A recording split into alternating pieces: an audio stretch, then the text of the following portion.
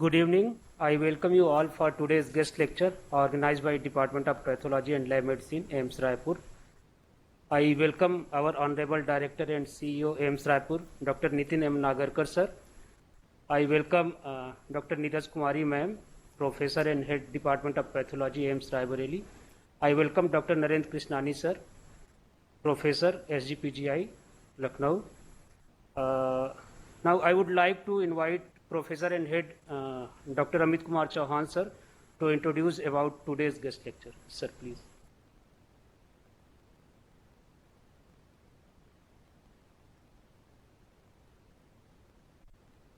A very good afternoon to all of you. A welcome to our Director, sir, Dr. Nitin M. Nagarkar, sir. Dr. Narendra Krishnani, sir, my teacher and mentor since 2004 when I was working under him as senior resident, and currently sir is Professor of Pathology at SGPGIMS Lucknow. And I welcome today's guest speaker, Dr. Neeraj Kumari, my colleague and immediate senior at SGPGI, and currently Professor and Head Pathology as well as Dean Academic at AIIMS Raebareli. I am thankful to Dr. Neeraj Kumari for accepting my request to deliver a lecture on thyroid C-cell proliferations, reactive and neoplastic, and also thankful to Dr. Narendra Krishnani, sir, for accepting to conduct slide seminar for our department pathology residents, which he will be taking tomorrow. So I am sure my students will enjoy being taught by their teacher's teacher. So without delaying any further, let's start the session.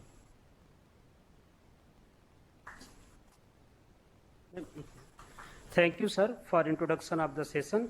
Now I would like to invite Ma'am Dr. Neeraj Kumari, Professor and Head Department of Pathology and Lab Medicine. Ma'am is also serving as a Dean Academic Section at AIIMS Raebareli. Ma'am did her post-graduation from PGI Chandigarh and senior residency from SGPGI Lucknow. She also worked as a professor in SGPGI Department of Pathology, and currently she is Professor and Head at AIIMS Raebareli. Ma'am has obtained several degrees in molecular pathology from Oregon Health and Science University, Portland, Brigham Women's Hospital, Boston, and Erasmus MC Cancer Institute, Netherlands. Her area of interest are gastrointestinal and hepatic, endocrine, and molecular pathology. Into her bag, ma'am has several publications around 107 and several research projects, including both extramural and intramural. Now I invite Ma'am Neeraj Kumari for delivering her talk. Thank you.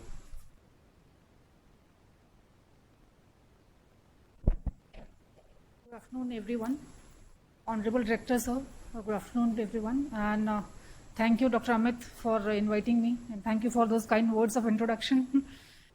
I think I will just start without wasting the time. So today, because I asked Dr. Amit that what are the common specimens or common lesions which you see here, he said that we get a lot of thyroid and brain neuropathology specimens. So we thought that we will speak on thyroid, something on thyroid cytology.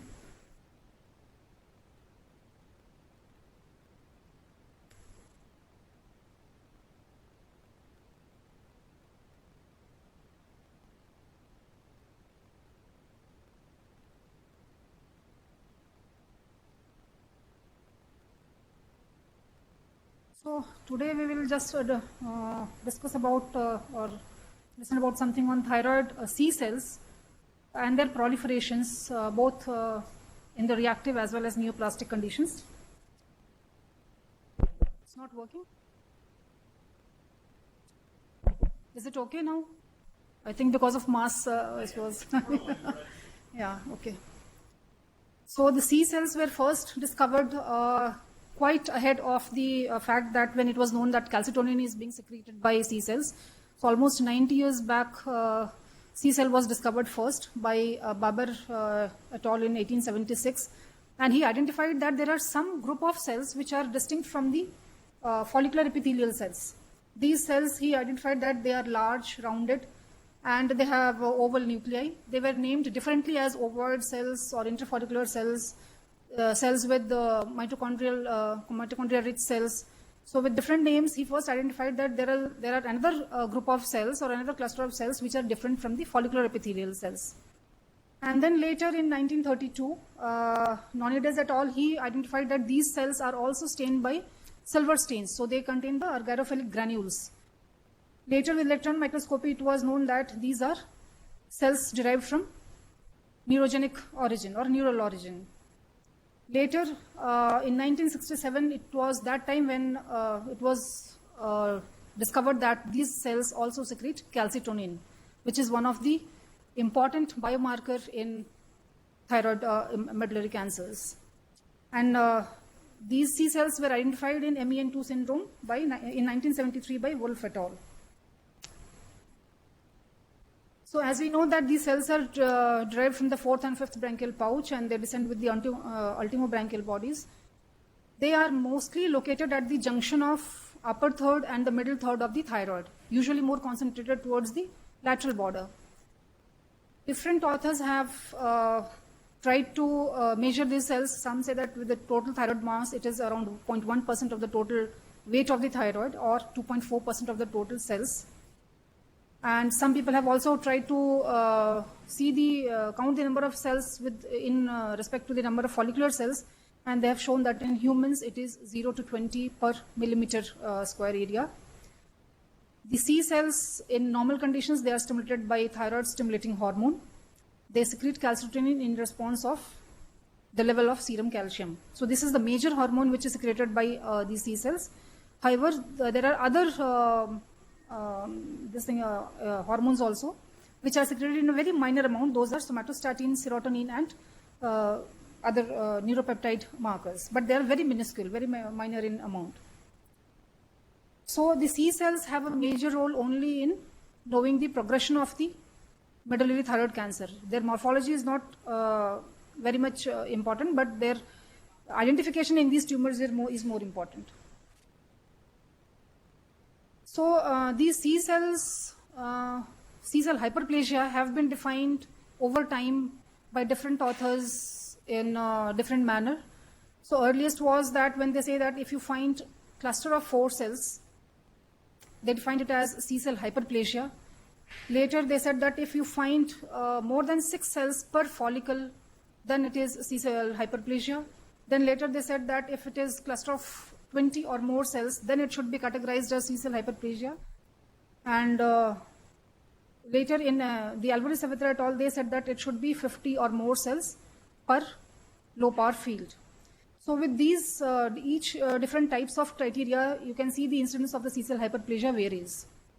However, in the WHO 2004, they said that they classified it as nodular and diffuse, and said that for the nodular C cell hyperplasia, the C cells should be more than 6 or more than 6 cells per cluster in several foci involving both the lobes. And for diffuse, they said that it should be 50 or more cells in one low power field. However, it was again revised in 2017 WHO classification, and they actually combined the both. And they said that it should be 6 to 8 cells per cluster in several foci, along with at least more than 150 or more than 50 cells per cluster. So these increase in the number of C cells could be either physiologic or neoplastic. We can see a number of physiologic conditions also where it is increased and seen more frequently in the thyroid sections. These cells are round cells, as it was identified earlier. They have a pale cytoplasm. They are located within the follicle towards the basement membrane, but they are not attached to the basement membrane, and they don't contain any colloid.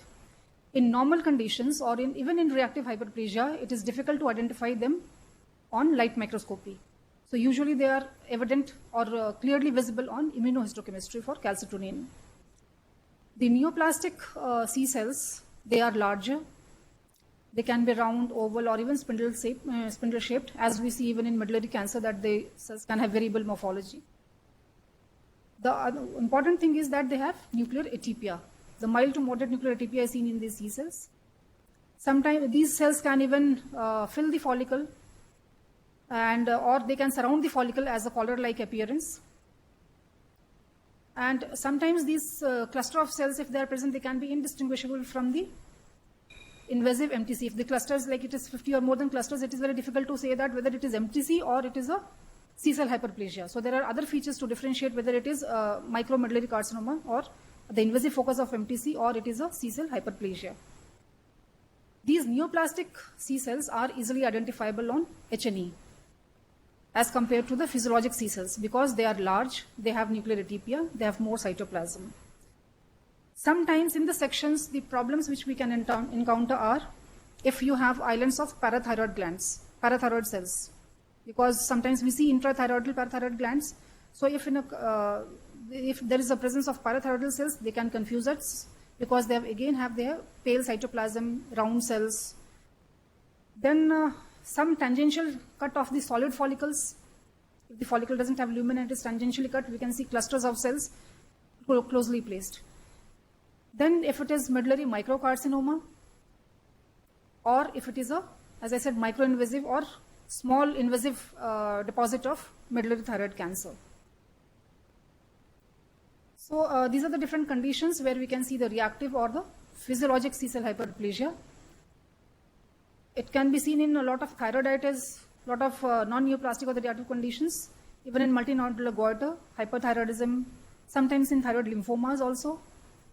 In follicular lymphomas also, in the adjacent normal thyroid, we can see C-cell hyperplasia following subtotal thyroidectomies, hypergastrocnemias, hyperparathyroidisms, etc. And these, the important thing to note here is that the C-cell hyperplasia in the reactive condition is not associated with RET mutations. We will discuss the RET mutations later. And their progression to cancer is very, very uncommon, very, very rare. The neoplastic C cells, they are known as primary or familial. They are clonal in origin.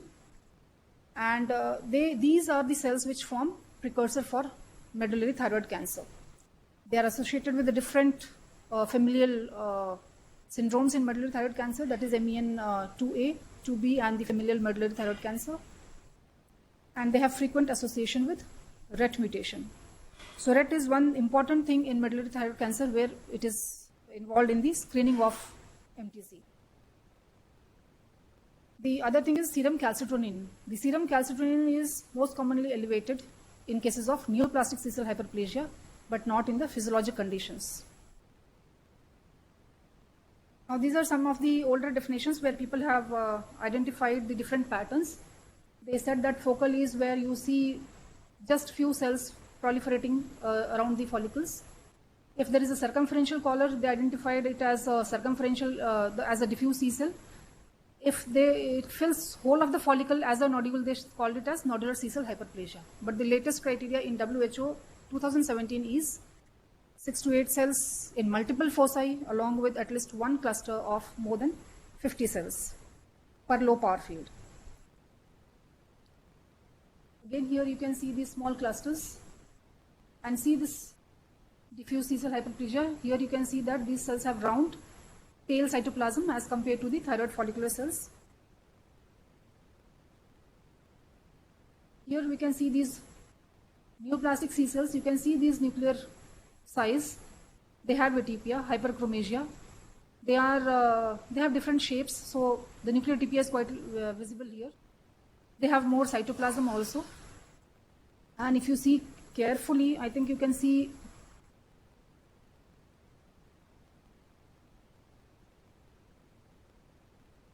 in some we can see even nucleoli, small nucleoli.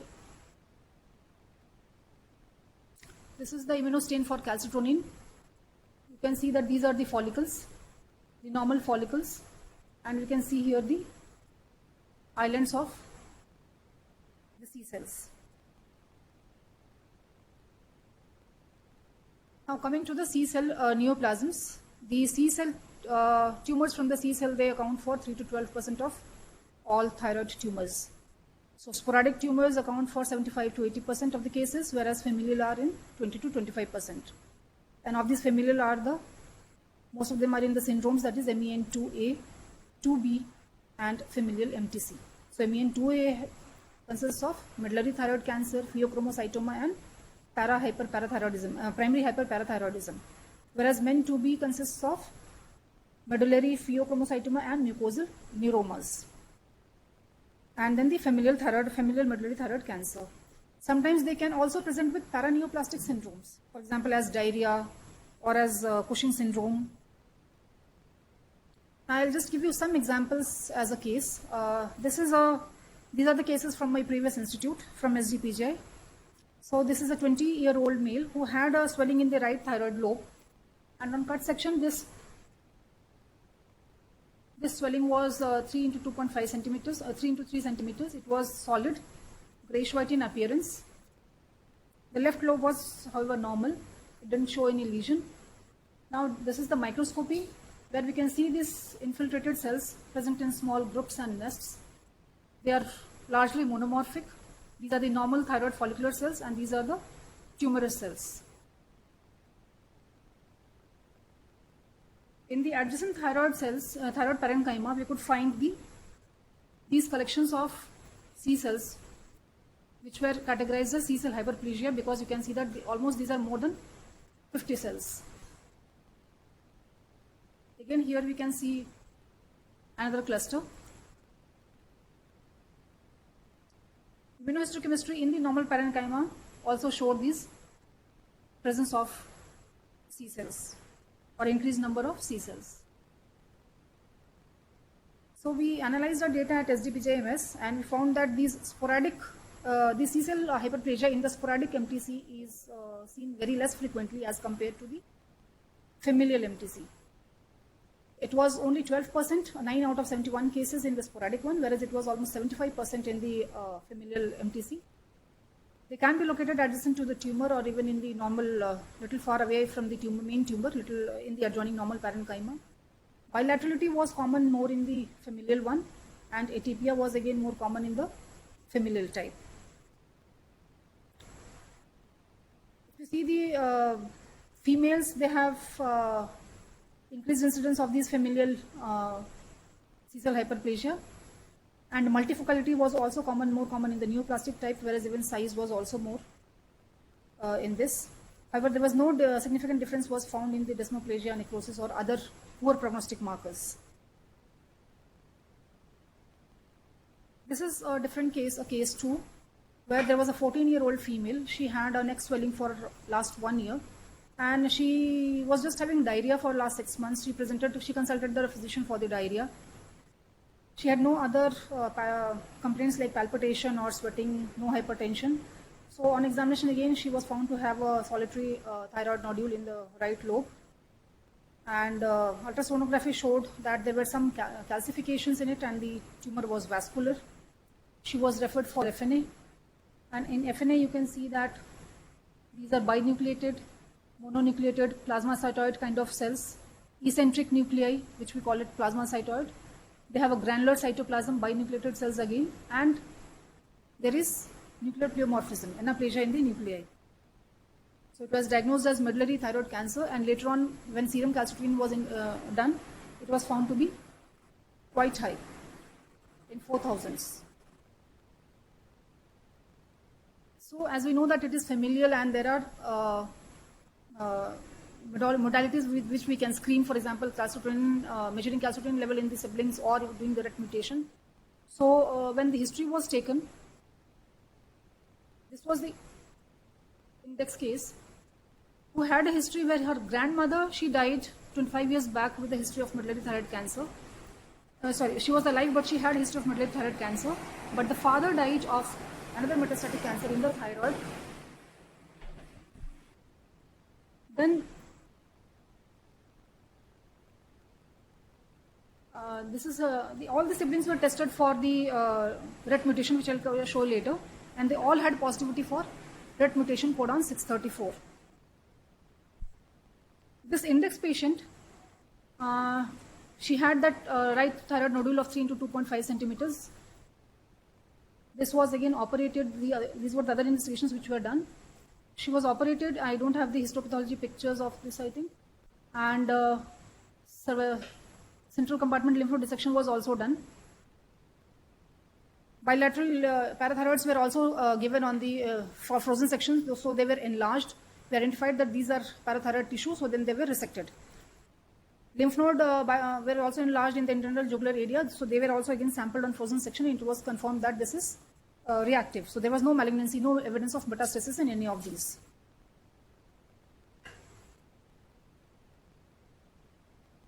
Yeah, this is this gross appearance of these this specimen.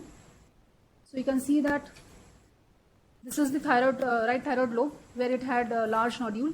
This was left lobe, which had this small nodule. This was a thymus, and the central compartment lymph node dissection. Yeah, is the histology.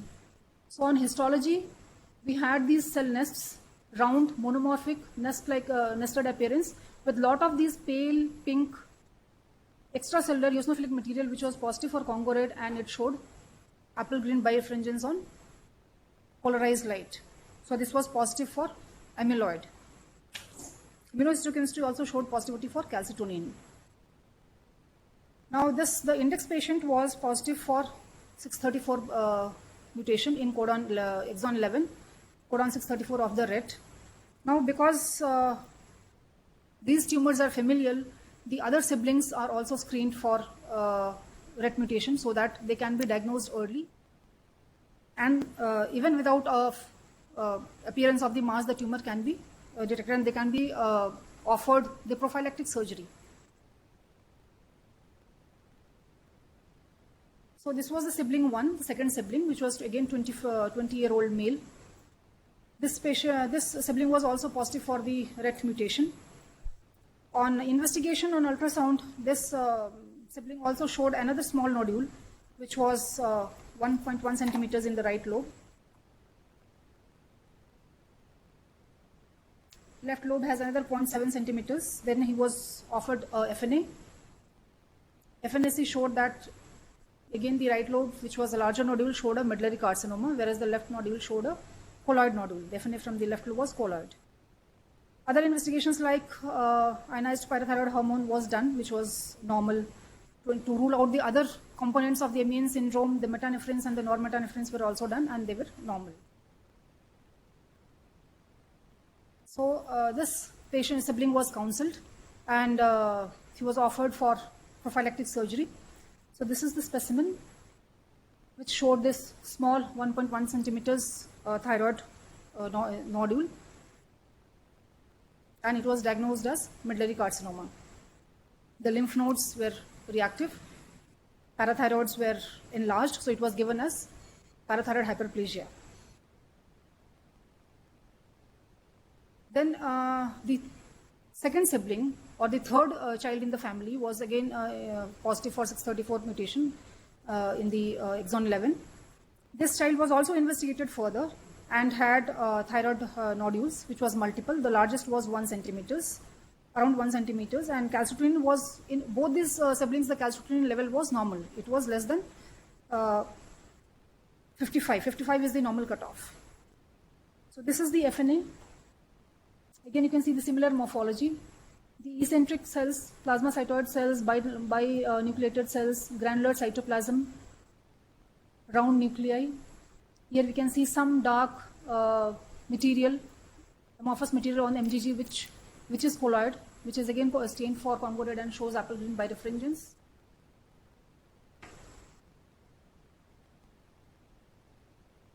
This was the surgery done, and again this patient also showed the histology of medullary microcarcinoma because the nodule was small. It was around 1 centimeter, so less than 1 centimeters, I think.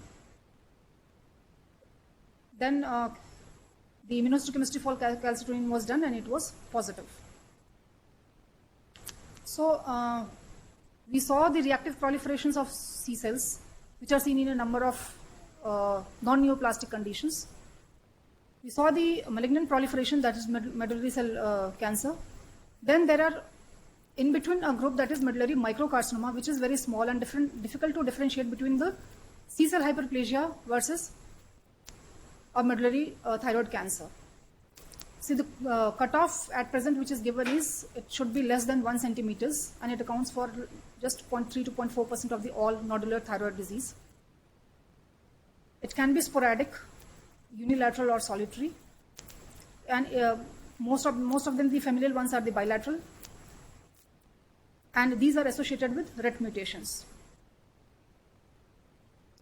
Morphologically, they show similar morphology as of the MTC or the C cells. They are round, pale granular cytoplasm, may or may not contain amyloid. So sometimes on sections it is very difficult to say that it is a medullary microcarcinoma or it is a C cell hyperplasia. the features which favor a microcarcinoma. If it is more than 1 centimeter, is fine, no problem. But if it is somewhere in the borderline or the gray zone area, if there is a breach in the basement membrane or there are presence of fibrosis, that is stromal dysplasia, if you see those small clusters of C cells around there is fibrosis, then we are certain that we are dealing with malignancy, not with the reactive C cells. If there is presence of amyloid deposits also, then also we can say that probably we are dealing with the neoplastic proliferation of C cells. So this is one cluster, such cluster. You can see this, this is not very well defined. It is infiltrating between the follicles. Cells are large, but morphology is same as that of the other medullary thyroid cancers. So why these micromedullary carcinoma is important? Because although it is very small, but it has a lot of poor prognostic factors associated with it. And the most important of these are the lymph node metastasis. Even if it is less than 1 centimeter, even at 5 millimeters or 0.5 centimeters, it causes a significant lymph node metastasis. Even distant metastases have been found in almost 2 to 5% of cases. It can, even a microcarcinoma can show extrathyroidal extension, and sometimes it can be multifocal. When it is multifocal, the size of the largest nodule should be taken into account. And if we identify, the most important is if we identify the medullary microcarcinoma on slides, the patient has to be the patient sibling has to be offered screening, because we want to diagnose the other siblings or other family members who are suffering from this familial disease. So people have studied that the increasing size of the microcarcinoma or of this tumor is associated with more incidence of lymph node metastasis.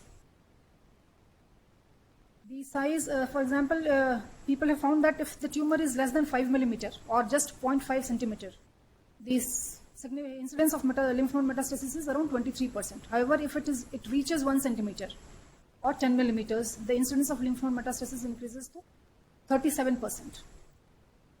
So the cutoff as 1 centimeter is still debatable, still controversial, because even if it is just 5 millimeters, we see significant lymph node metastasis. This table shows the difference of the frequency and the incidence of lymph node metastasis with increasing size. So as the size increases from 2 to 10 centimeters, the frequency of the lymph node metastasis increases. So even if it is small, it is a microcarcinoma, but it is associated with a lot of worse poor prognostic features. Now, this RET or the screening of RET mutations is very important, because it is a non-invasive test. You just have to take, because these mutations are germline, you just have to take the blood and test it. You don't need any invasive test for this. So once the index case is diagnosed as medullary microcarcinoma or regular medullary thyroid cancer, or even a neoplastic C cell proliferation, we can screen these siblings by just blood investigation. If they show these RET mutations, they can be offered prophylactic surgery. Now this RET gene is located on the chromosome 10. This is a kind of tyrosine kinase, it has a tyrosine kinase property. And these are the different groups of mutations which are seen in MEN2A.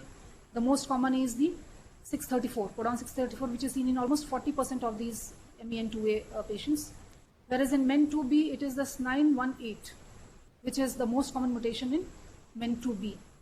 Familial has many other mutations in different codons.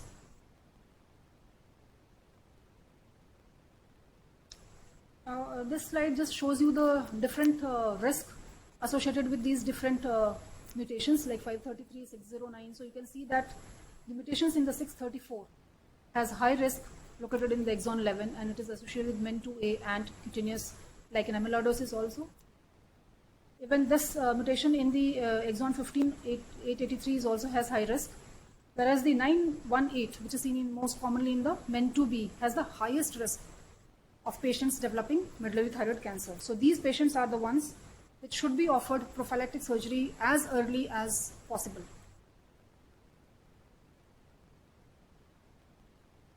So the patients who have the highest risk in 918 codon they develop medullary thyroid cancer as early as less than 1 year of age, and they develop lymph node metastasis by 2.5 years of age.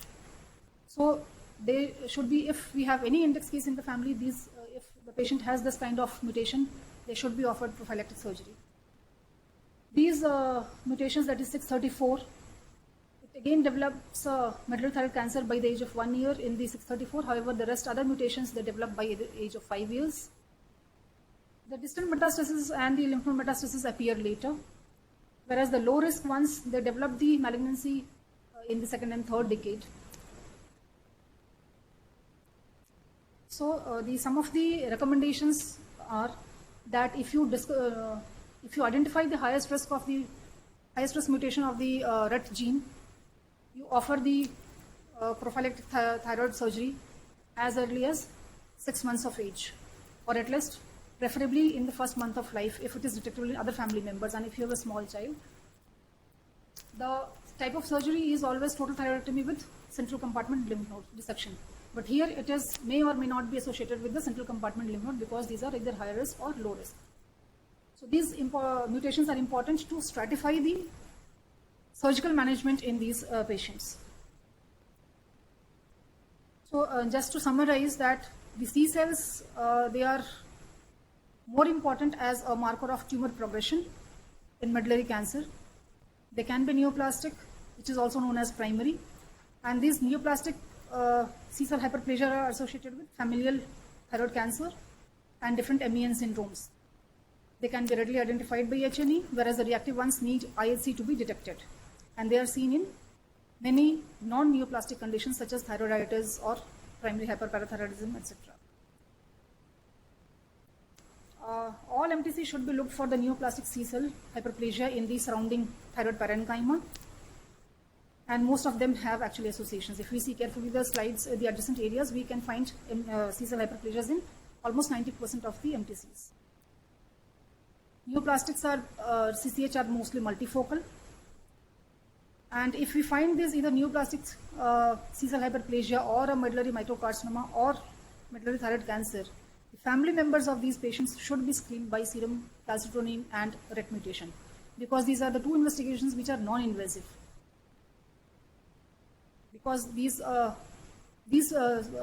siblings or the family members who have the mutations positive, they will develop medullary thyroid cancer at some point of time, depending on the risk of the mutation. Even the C cell hyperplasia or the microcarcinoma is there, it requires early intervention. Thank you.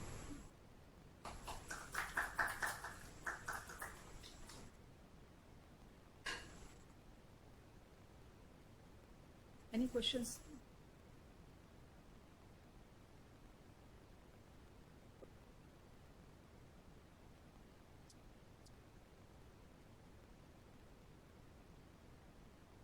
Hello. Yeah, yes. Good afternoon, ma'am. This is Dr. Pandita, Associate Professor from AIIMS Raipur. Ma'am, I had a question. There is a link between parathyroid lesions hypoplasia and C cell hypoplasia. Yes. So, how do we know in cases that come for parathyroid lesion whether the C cell hypoplasia is significant or not, and should it be acted upon? You can try immunohistochemistry for calcitonin, because these C cells will be positive for calcitonin. And if you have parathyroid hormone for IHC, you can use that for the parathyroid cells. Yeah. And the neoplastic is by morphology. If you see cells that have large nuclei, they are large in size, nuclear atypia is there, then definitely they are neoplastic. The reactive C cells hyperplasia are usually small, rounded, regular nuclei. Okay. Thank you so much, ma'am. Yeah, thank you very much, madam, and very well covered, I think, the topic. We do a lot of thyroids, I think, was discussed. And we already have one medullary thyroid cancer in the ward with cervical lymphadenopathy. We'll be operating this coming week. Of course, we're getting the screening of the family members and all. So my question was, like you had mentioned, I think we talked about parathyroid hormone also, where we're talking about those tumors. There's always a relationship, it is functional also, But here, I think when we talk of a tumor, what about calcitonin per se in terms of its functionality as far as the hormone is concerned? Like you mentioned, that we are using it as a tumor marker, of course. We use the parathormone as a tumor marker, but it also has a functional role. It reduces whatever the calcium levels are raised, and then post-surgery it comes down. So what about the functionality of the calcitonin per se, apart from tumor marker? Apart from tumor marker, I don't think it has any major function because usually it is regulated by the calcium levels, the serum calcium levels, and same is true for the parathyroid hormone as such. Functionality in a normal situation, apart from tumor marker, is not well known, or maybe I'm not aware of that. Definitely, when we compared these tumors to the well-differentiated thyroid cancers, the prognosis was poorer, I think, at least for the familial ones. I don't know about what the other this thing was, the literature. When we see as a tumor marker, when we compare those levels, then definitely their raised levels are associated with the poor prognosis. Poorer prognosis. Yeah, thank you.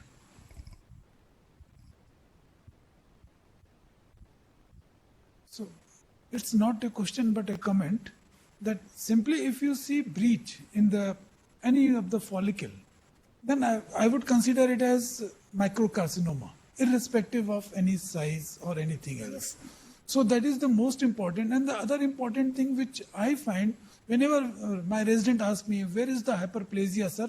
Can you show it to me? I say, if you can see it, think of neoplastic lesion rather than reactive. Reactive cell we cannot appreciate in day-to-day H&E slides. So that is the most important thing. And if you really want to see it and really want to appreciate it, get the CEA or this calcitonin stain done immunohistochemically. So that is the most important thing. And the important thing is that we should not miss a small focus of C-cell hyperplasia neoplastic, because this carries lot of implication for the patient.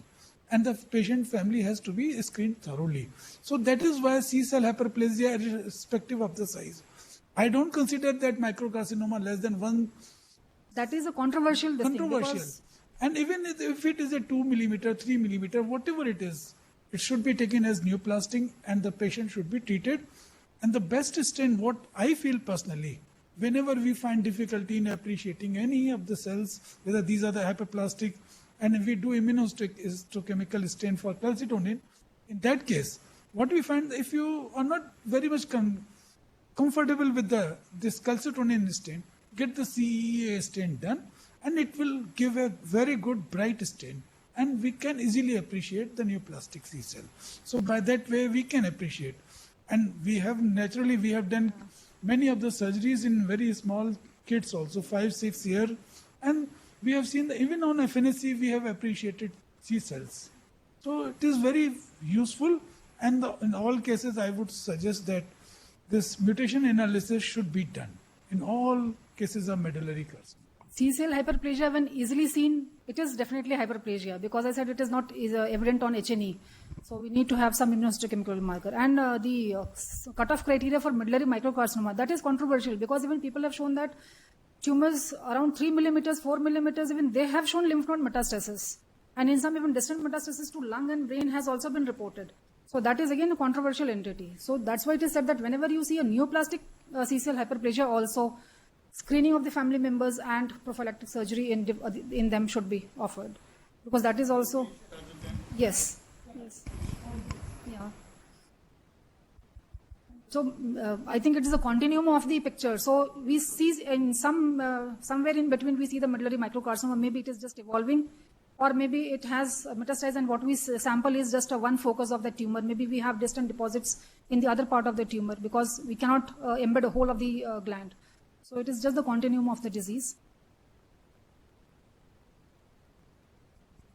For the sake of residents, I would say that whenever there is a problem in FNAC, in identifying C cells, it is always better to get the cell block done and get the CEA or the calcitonin stain, because this has got a lot of implication for the surgery. If you give it as simply neoplastic lesion, you are not going to help patient. But if you say it medullary versus other tumors, then it is going to change the management. Yeah. So this is very important to diagnose as a pre-surgical on FNAC, as a medullary lesion versus non-medullary lesion of the thyroid. And that is why we have to identify on morphology, and if difficulty, then immunostain to confirm it should be done. If we have like medullary on FNA, we can just take again the sample and make a cell block and do an IHC on that. Ma'am, just one more question, if I'm Yeah. allowed. Yeah, please. Ma'am, because C-cell hyperplasia, if you get it only in one section, we might have a doubt. For example, in our setting, is the number of sections we take important if a tumor has been removed? I mean, No. if a gland, a thyroid has been removed? Number of sections is the usual for general tumors. It is not specific for C-cell hyperplasia. If we see a thyroid specimen for a tumor, we gross it as we gross for a general tumor. That is 1 section per centimeter of the lesion. Some people have tried to, as a part of their research project, they have tried to embed whole of the sections, but then it is not feasible in every center. So it depends on your resources, on your time, on your manpower, how much you can even embed and screen the slides. So it depends. If you're doing a study, you can try and embed maximum. But if you're doing a routine thing, we just go by the general rule of embedding for general tumors. Thank you, ma'am. Yes, one more comment. In general, whenever we see medullary carcinoma of thyroid, so we try to see it the normal follicular area, normal thyroid area, tissue. And in that case, if we see hyperplasia, then we think that patient is having either familial or there is some germline mutation. So we should always look for the normal thyroid to see the hyperplasia in a medullary carcinoma. So we can also suggest that there are chances of familial. Many times our surgeons will come back and ask us, They if you ask diagnose the medullary thyroid cancer, they will say C-cell hyperplasia hai ki nahi. So if it is missed, we have to again go back and look ki hai ki nahi hai, because they want to differentiate between the sporadic and the familial ones.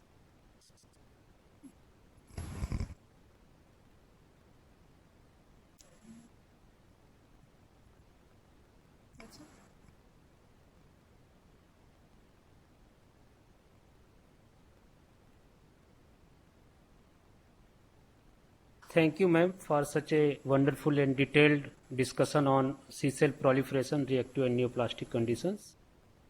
Now, I would request Dr. Amit Kumar Chauhan, sir, to felicitate Director, sir, with a floral bouquet.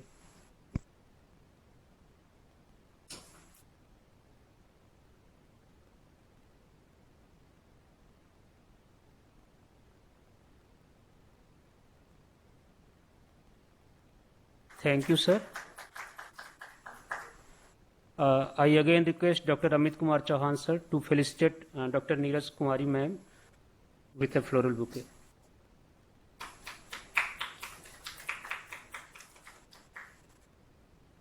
I request Amit Kumar Chauhan, sir, to felicitate Dr. Narendra Krishnani, sir, with a floral bouquet.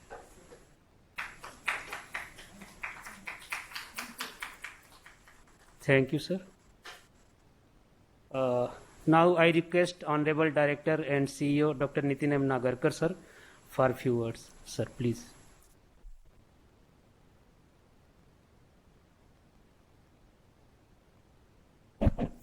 Thank you very much, Dr. Chauhan, for conducting this wonderful CME for the benefit of faculty members and the staff and, of course, the dear students of our institute. And thanks very much, Professor Krishnani and Professor Neeraj Kumari, for coming over and conducting the first ever MD examination over here. Thank you so much. You have come from Lucknow and Raebareli. And for a wonderful lecture, Professor Neeraj Kumari. Very interesting topic. I think we all of us are very interested in knowing more about the C cells, the parafollicular C cells, right from the days we study about it in anatomy and physiology. And as surgeons, we always come across these tumors. Once in a while, we of course more often see the well-differentiated thyroid cancers or anaplastic cancers, but once in a while we do come across these tumors arising from the C cells, the medullary thyroid cancers, and it's always interesting to know whether it's the sporadic type or the familial type, because of course it has a different connotation and the prognosis, and like Professor Krishnani was also discussing, that we need to then operate in small children also once they are the siblings and the family members. So it's a very interesting topic, and I think a lot of thoughts would have come to the minds of our young residents and researchers, and of course our faculty members. We'll have to work together. It's multicentric studies, I think. Like you have many tumors which are multifocal, so let's have many centers also working together for these kinds of tumors, and I think we'll all be happy to partner. And I think we've got a huge load over here, the surgical load and load for histopathology and cytology, and we'll surely take it forward, and we'll always be happy to interact with Professor Rajvanshi on this matter anytime. So thank you very much, and warm welcome to all of you. Thank you.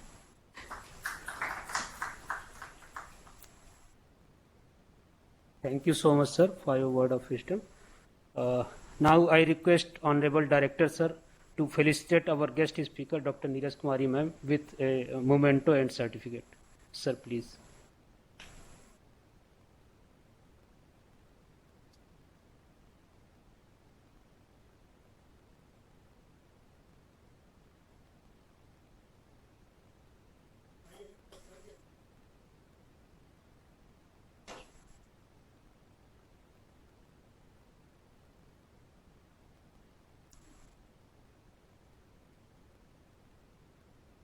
Sir, please stay back. I also request Director, sir, to felicitate Dr. Narendra Krishnani, sir. Sir will be discussing a slide seminar for pathology resident tomorrow in the second half.